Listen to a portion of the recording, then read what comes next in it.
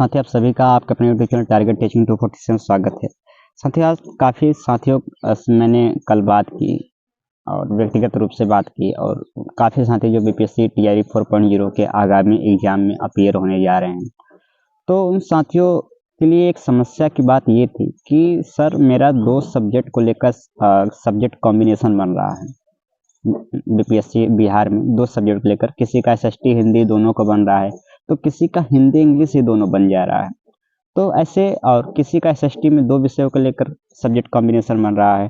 तो ऐसे साथ ही वो 6-8 में भी है, टीजीटी में भी है, पीजीटी में भी है। अब उन साथियों के सामने एक यक्ष प्रश्न है कि सर मैं किन विषय को अपना मुख्य विषय बनाऊं और किस विषय को लेकर मैं तैयारी करूं, एसएसटी को लेकर करूं या हिंदी को लेकर तैयारी करूं। हालांकि ये तो उनके लिए अवसर है भाई, 2 विषयों में आपका कॉम्बिनेशन बनाती है, आपके लिए अच्छी बात होती है।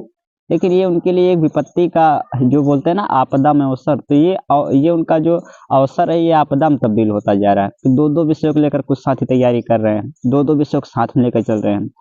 अब साथियों समस्या उनके सामने भी है कि उनको लगता है कि इसमें नहीं होगा तो उसमें नहीं होगा। इस तरीके की तमाम उनके अंदर विचारधाराएँ हैं कि जो है 2 विषयों को लेकर तैयारी करेंगे, या कुछ तो साथी अभी इसी संदेह में पड़े हैं कि मैं किस विषय को लेकर अपना मुख्य विषय बनाऊँ और किसको लेकर मैं अपनी तैयारी आगे जारी रखूँ। तो उन्हीं साथियों के संदर्भ में आज का ये जो पूरा टॉपिक रहने वाला है, जिन साथियों को 2-2 विषय में सब्जेक्ट कॉम्बिनेशन बन रहा है, तो वो किन सब्जेक्ट को चुनें, उसको लेकर मैं आज थोड़ी-सी आपको कुछ अपनी तरफ से व्यक्तिगत जो सुझाव देने की कोशिश करूँगा। तो उसके पहले आपसे यही विनम्र निवेदन है कि चैनल पर नए हो तो और चाहते मैं आपको इस तरीके से गाइड करता रहूँ, तो चैनल को जरूर सब्सक्राइब करके जुड़ जाइएगा। और आइए शुरू करते हैं टॉपिक को। तो साथियों, जिन भी साथियों का 2-2 विषयों को लेकर यहाँ पे कॉम्बिनेशन बन रहा है, जैसे मान लेते कोई साथी है, हिंदी से भी बन रहा है, एसएसटी से भी बन रहा है, दोनों हिंदी से भी बन रहा है, एसएसटी से भी बन रहा है। अब वो साथी हिंदी में कई कैटेगरी में बताऊँगा। आप वो साथ ही हिंदी से भी अप्लाई कर सकते हैं, एसएसटी में से भी अप्लाई कर सकते हैं, 6-8 में, टीजीटी में या फिर पीजीटी अन्य में। अब साथियों, हम मान लेते हैं कोई एक ऐसा साथी है जिसको अभी हिंदी भी 0 से स्टार्ट करना है और एसएसटी भी 0 से स्टार्ट करना है, यानी उसका भी हिंदी का पिछला कोई व्यक्तिगत अनुभव नहीं है, पिछला कभी पढ़ा नहीं है और न एसएसटी पढ़ा है। अब साथियों उसके सामने ये चैलेंज आता है कि 90 दिन में कौन से विषय को तैयारी करना ज़्यादा आसान पड़ेगा। तो साथियों, यदि आप 6-8 तैयारी करते हैं तो आपको पता है कि एसएसटी में चारों पढ़ना पड़ेगा, हिस्ट्री, ज्योग्राफी, पॉलिटी, इकोनॉमिक्स, और पूरी विद एनसीईआरटी पढ़ना पड़ेगा, एमसीक्यू भी लगाना पड़ेगा। 4-4 विषय को विद एनसीईआरटी, मूल एनसीईआरटी से पढ़ना, उसका अभ्यास करना और उसमें नंबर भी अच्छा अचीव करना। और हालांकि एसएसटी विषय में जिसका आप कट ऑफ तो पिछला देखे होंगे 6-8 वगैरह में। तो अब साथियों, अब दूसरी तरफ आता है हिंदी। अब हिंदी में आपको पता है कि व्याकरण है जो बिल्कुल एकदम मॉडरेट प्रश्न आते हैं और साहित्य के बस 15 प्रश्न आते हैं। अब इन दोनों में से कौन चूज करे? तो यदि ऐसा है कि आपका कोई पिछला अनुभव नहीं है, आपको 0 से दोनों स्टार्ट करना पड़ेगा और एसएसटी और हिंदी हो, तो मैं आपसे यही कहूँगा कि आप हिंदी को लेकर आगे बढ़िए।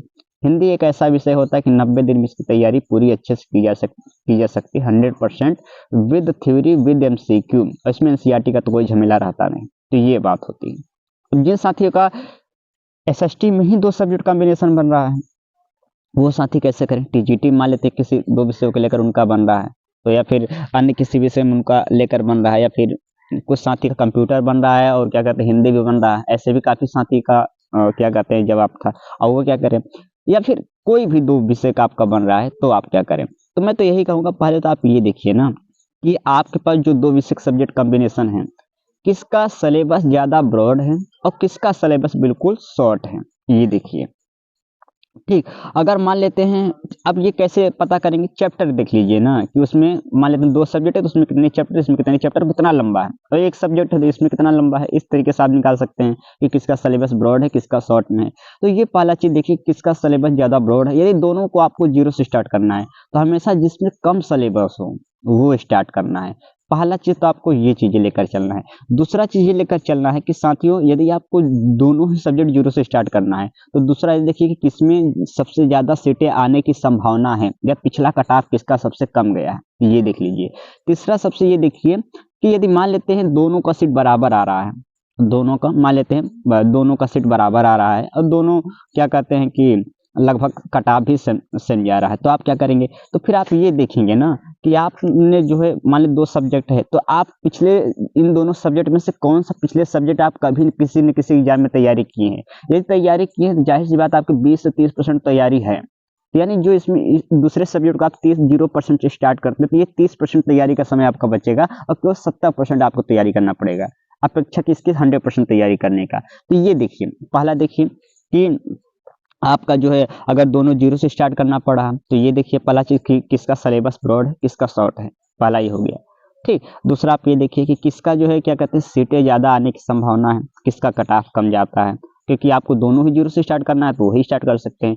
तीसरा ये देखिए कि पिछला यदि उन दोनों में से कोई एक विषय ऐसा हो जिसका पिछला अनुभव है और आपने अच्छे से उसको पढ़ा है, तो फिर आप उसी सब्जेक्ट को लेकर आगे बढ़िए, ठीक, ये होता है। चौथा आप ये देखिए कि जो है उस सब्जेक्ट को लेकर, यानी जैसे मान लेते हैं कि आपने जो है हिंदी है और एसएसटी है, हिंदी है एसएसटी है, तो जिसमें एनसीईआरटी की वाली बात नहीं, जिससे आपको लग जाए कि यार एनसीईआरटी पढ़ने की इसमें जरूरत नहीं पड़ेगी, केवल केवल साइड बुक से काम बन जाएगा, तो उस सब्जेक्ट को लेकर चलिए। या फिर जो साथी मान लेते हैं एसएससी वगैरह की तैयारी करते हैं, एसएससी बैंक रेलवे की, तो उनकी मैथ बहुत अच्छी है, अब उनका मैथ और साइंस दोनों से क्या कहते हैं पीजीटी में, माफ करिए, या टीजीटी में कॉम्बिनेशन बन रहा है, मैथ से भी बन रहा है और साइंस से भी बन रहा है। अब उनके सामने क्या प्रश्न है, तो साथियों अगर मान ले तो साथी कभी सीरियल तैयारी किए होंगे, तो जाहिर सी बात है कि हालांकि सीरियल मैथ और क्या कहते हैं साइंस दोनों पढ़े होते हैं, लेकिन अपेक्षाकृत मैथ ज़्यादा उनका अच्छा होता है, साइंस बहुत शॉर्ट टर्म में आता है, बहुत शॉर्ट प्रश्न आते हैं, तो इसलिए उनका मैथ बहुत अच्छा होगा, तो वो मैथ को लेकर आगे बढ़े। तो यानी कुल मिला के आप ये देखिएगा ना कि आपका पिछला कौन सा उस विषय में अच्छा अनुभव है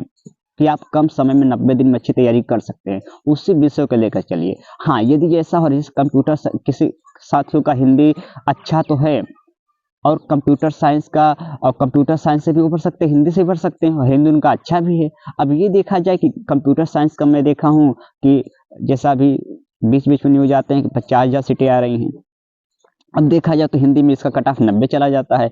अब उनको लग रहा है कि यार अभी मैं कंप्यूटर थोड़ी बहुत पढ़ूँगी, 1-2 बार पीवाईक्यू क्वेश्चन देख लीजिए, अपना पीवाईक्यू क्वेश्चन देख लीजिए, जो कंप्यूटरगत प्रश्न आए हैं, उसमें देख लीजिए प्रश्नों का लेवल क्या रहा है। आपको पीवाईक्यू देखने से ऐसा लग रहा है कि मेरा जो है ये मैं पढ़ूँगा तो मुझे समझ में आ जाएगा, ठीक। या किसी साथी का नोट्स ले लीजिए, किसी या फिर ऑनलाइन यूट्यूब पे चले जाइए, 2-3 क्लास देख लीजिए कंप्यूटर का, यार ये चीज़ समझ में तो आ जाएगी। अब को आपको लग रहा है कि हाँ, चीज़ें समझ में आ जाएगी, मैं 90 दिन में कर लूँगा, तो आप फिर कंप्यूटर में ही आगे बढ़िए, भले हिंदी आपका ठीक हो, क्योंकि उसमें सीटें ज़्यादा है तो संभावनाएँ ज़्यादा हैं। तो इस तरीके से 3, 4, 5 बिंदु को आप मानक बनाते हुए यदि डिसीजन लेंगे, तो यकीन करिए आपका अच्छा होगा, ये बात रही। तो सीटों को भी ध्यान में रखिए, कट-ऑफ को भी ध्यान में रखिए, साथ में ये भी देखिए कि क्या जो है 0 से स्टार्ट करना है, तो कौन सा विषय पहले आपकी थोड़ी बहुत तैयारी हुई है, ये सब देख लीजिए। तो इन सभी चीज़ों को ध्यान रखेंगे, साथ में ये भी देखेंगे कि जो है किसमें एनसीईआरटी का झमेला नहीं है, ये सभी चीज़ें आप देखेंगे और यकीन करिए आप ये सभी चीज़ों को करते हो। हाँ, लेकिन एक चीज़ का ध्यान रखना पड़ेगा, 2-2 विषय की तैयारी साथ में नहीं हो सकती है। जैसे अब मान लेते किसी साथी का एसएसटी में बन रहा है, किसी साथी का हिंदी में बन रहा है। अब वो टीजीटी मान लेते हैं एसएसटी सप्लाई कर दिए और 6 to 8 हिंदी सप्लाई कर दीजिए, तो साथियों ना उनका एसएसटी में ना हो पाएगा और ना उनका हिंदी में हो पाएगा, दोनों में नहीं हो पाएगा। तो समस्या इस बात की होती है ना कि आप बिहार से हो तो आपके लिए थोड़ी पॉसिबिलिटी बन भी जाएगी, लेकिन यदि यूआर कैटेगरी से हैं, तो आप समझ लीजिए आपको 1-1 नंबर, 2-2 नंबर के लिए वहाँ फाइट करना पड़ेगा। आप इतना ही धुरंधर होंगे तो आप फिर एनवीएस भी क्वालीफाई कर लेते, केवीएस क्वालीफाई कर लेते। अब इतना धुरंधर नहीं हैं, तो या पहली बार अपीयर होने तो कम से कम एक बार आप पीवाईक्यू पेपर देख तो लीजिए। ऐसे देखिए, देखने से क्या होता है, आप पीवाईक्यू पेपर ऐसे देखेंगे ना, तो आपको लगेगा मेरा ये भी सही है, ये भी सही है, ये भी सही है। जब आप एग्जाम हॉल में बैठते हैं और आपके पास कम टाइम में मेंटली प्रेशर होता है सही करने का, अभी तो आप बोलेंगे ये भी सही है, तो आपको पता है कि सही हो गलत हो कोई फर्क नहीं पड़ेगा, तब बोलते हैं ये सही है। लेकिन जब आपको वहाँ टिक लगाना पड़ेगा, ये सही होगा नहीं तो ये नंबर चला जाएगा, तब आपके पास मेंटली प्रेशर क्रिएट हो जाता है और वो चैलेंज बहुत बड़ी होती है। इसलिए 2-2 विषय का आपका बना, 2-2 विषय को साथ में लेके चलने की कोशिश मत करिए। हाँ, आप लग रहे हैं आप बहुत मल्टी टैलेंटेड हैं, आप जो है पीजीटी वगैरह की तैयारी कई साल से कर रहे हैं, 2-2 विषय को लेकर, तो कर लीजिए। अब ऐसे मुश्किल से 0.001% ही अभ्यर्थी होते हैं। तो यदि ऐसा नहीं है, आप उस 0.001% में आप खुद को नहीं देखते हैं, तो मैं तो यही कहूँ किसी एक विषय को चूज़ करिए और उसी विषय में जो है थ्योरी के साथ अभ्यास करते रहिए, चैप्टर वाइज़ आगे बढ़ते जाइए, जो कमियों सुधारते रहिए, नोट्स रिवीजन करते रहिए, बनाते रहिए, ये सभी चीज़ें करते रहिए। अन्य विषय में भटकने की ज़रूरत नहीं है, आपको एक डिसीजन लेना पड़ेगा। हाँ, क्योंकि काफ़ी साथी है कि वो 2-2 एग्ज़ाम की भी तैयारी कर रहे हैं, वो उधर रेलवे की भी तैयारी कर रहे हैं, उधर टीचर की भी तैयारी कर रहे हैं, तो इन लोगों का भी नहीं होगा। लेकिन ये रखिए, क्योंकि साथियों आप कंपटीशन यूआर का देख ही लिए होंगे, कितना टफ कंपटीशन है और 1-2 नंबर से ही चाहे फेल होंगे, लेकिन फेल तो होंगे ही। इसलिए आप एक ही विषय को लेकर, एक ही एग्ज़ाम को टारगेट बनाइए और उसी में रात-दिन जुड़े रहिए, लगे रहिए।